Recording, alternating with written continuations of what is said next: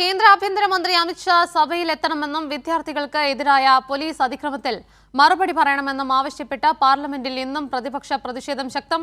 പ്രതിപക്ഷ പ്രതിഷേധത്തെ തുടർന്ന് ഇരുസഭകളും നാളെ വരെ പിരിഞ്ഞു. വിവരങ്ങളുമായി വിഷ്ണു തലവൂർ കൂടി ചേരുന്നു. വിഷ്ണു, ഈ പാർലമെന്റ് ആരംഭിച്ച 2 ആഴ്ച പിന്നിടുമ്പോഴും ഇനിയും സഭയിൽ അമിത്ഷാ എത്താത്തതിൽ വിമർശനം അടക്കം ശക്തമാവുകയാണ്. എന്തായാലും ഇന്നും ശക്തമായ പ്രതിപക്ഷ പ്രതിഷേധം തന്നെയായിരുന്നു. എന്തൊക്കെയാണ് വിവരങ്ങൾ? പാർലമെന്റ് സമ്മേളനം കഴിഞ്ഞ ജൂലൈ 20-നാണ് ആരംഭിച്ചത്. പക്ഷേ അന്ന് മുതൽ ഇന്ന് വരെ ആഭ്യന്തരമന്ത്രി പ്രധാനമന്ത്രി നരേന്ദ്രമോദിയോ തയ്യാറായിട്ടില്ല.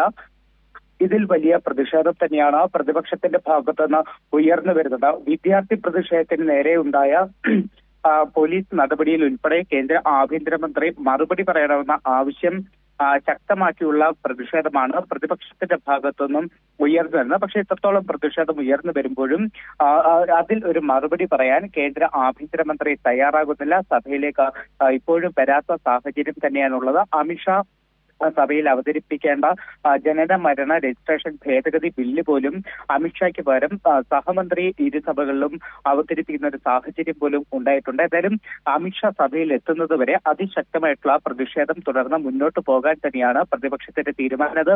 പാർലമെന്റിനകത്തും പാർലമെന്റിന് പുറത്തും ശക്തമായിട്ടുള്ള പ്രതിഷേധം പ്രതിപക്ഷത്തിന്റെ ഭാഗത്തുനിന്ന് നടക്കുന്നുണ്ട്. നാളെ സഭ ചേരുന്ന സാഹചര്യത്തിലും അമിത്ഷായുടെ മറുപടി ആവശ്യപ്പെട്ടുകൊണ്ട് അതിശക്തമായിട്ടുള്ള പ്രതിഷേധമായിരിക്കും പ്രതിപക്ഷം ഉയർത്തിക്കൊണ്ടുവരിക.